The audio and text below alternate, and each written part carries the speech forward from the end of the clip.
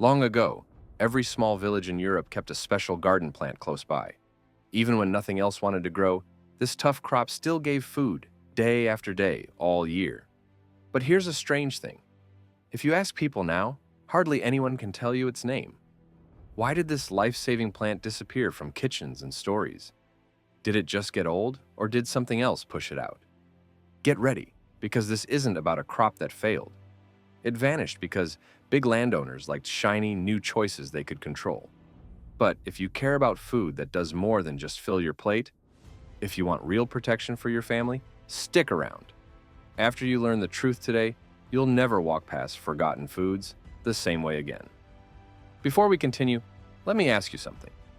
If your ancestors hadn't known which crops survived famine, you might not be here. These stories aren't trivia. They're survival instructions passed down quietly.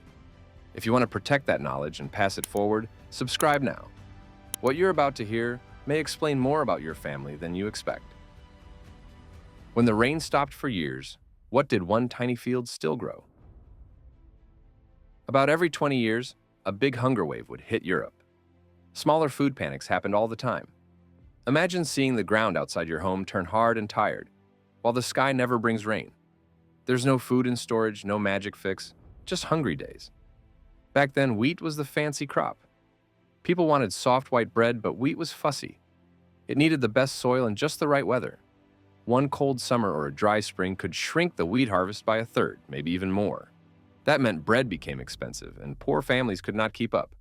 So, what did people grow in those skinny, sandy spots at the edge of town?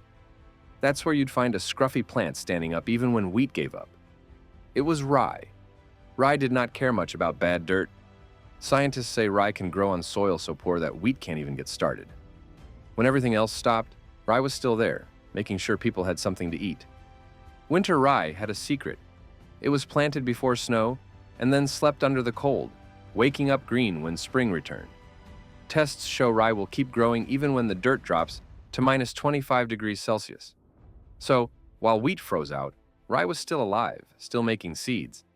At first, people didn't notice, but when wheat died, that tough patch of rye turned into the hero nobody expected. What does it take for a plant to go from backup to lifeline? The story gets sharper when the cold and rain won't stop. When wheat died and bellies hurt, why did this rough little plant stay standing? Between 1315 and 1317, non-stop rain and cold summers destroyed harvests. In some places, the price of grain shot up 3 times higher. Bread turned into a rare treat, and with cows and sheep dying too, even simple foods disappeared. Every meal became smaller and smaller. Wheat wanted perfect conditions, soft land, gentle weather, and just the right timing. Too much rain? The crop rotted. Too little? The heads stayed empty. Wheat failed in England about every 12 years, and that's before things got really bad. So, why did rye stay strong? Rye grew in rough, cold places, and, for a long stretch, rye bread was more common than wheat bread in some parts of Europe. In northern France between the 700s and 1000s, rye took over as the main bread crop. Dutch farmers picked rye too, because their land was sandy and tough. Modern tests say rye still grows on soil too poor for other grains. It even survives where the ground is a little sour. One weather study found that in bad years, rye was actually more important than wheat in many areas. When disaster hit, wheat might be gone, barley too weak, but rye kept filling the barn. So, when food was more about survival than taste, rye quietly became the difference between going hungry or holding on. But what happened inside the homes when there still wasn't enough bread for everyone? When parents skipped dinner for kids, how did this poor man's crop quietly keep them alive? By the 1400s, rye bread filled most bellies in Central and Eastern Europe, especially for poor families. Wealthy people wanted white wheat bread, but dark, heavy rye bread did the real work. Some families ate up to 3 pounds of rye bread every day, just to keep from starving. Why stick to something others made fun of? Rye closed the gap between feeling hungry and having energy to work. Every 100 grams of rye gives about 338 calories, plus protein, fiber, and minerals. It's slow power, the kind that lasts all day, not just for an hour. Kitchens used every bit. Moms made black loaves, thick soups, and porridge. Sometimes bakers mixed wheat and rye together into a flour called maslin, stretching a little wheat with tough rye. That meant more bread, more meals, and one more day to survive. In the worst years, famines took away 5 to 10% of the people in some regions. Having rye growing in a small patch, even on land nobody else wanted, could help a family scrape through. Many times, it was the poor soil that saved the poor family. But there's something wild here. Rye managed to push through in places where nothing else wanted to grow. What was this crop hiding in its roots? If the soil was stones and mud, why did this ugly grain still push through? Anyway, think about a field that looks hopeless. Rocks everywhere, wind that bites, dirt that's barely there. Most would say nothing good could grow here. But medieval families saw these ugly spots as a place to plant rye. Why did rye win where wheat always failed? Rye roots dig deep, sometimes 2 meters or more. That means rye pulls water and nutrients from far below, out of reach for other plants. Rye also puts up with all sorts of ground, from sour to almost sweet. Wheat would shrink and fail, but rye just kept on. East of the old Roman lands, in sandy or swampy soil, rye was often the only bread crop. Plowing through stones wasn't easy, but rye always seemed to forgive those mistakes. One trick, planting rye before winter, meant it slept safely under snow and was first to wake in spring, using up water before summer heat dried the earth. Even when land looked dead, rye was alive. Poor families could show up to the mill with a sack of grain, while richer neighbors sometimes had nothing. But having food didn't always mean you could keep it. What happened when the powerful people wanted it all? When lords locked the grain stores, how did this cheap village crop slip past their control?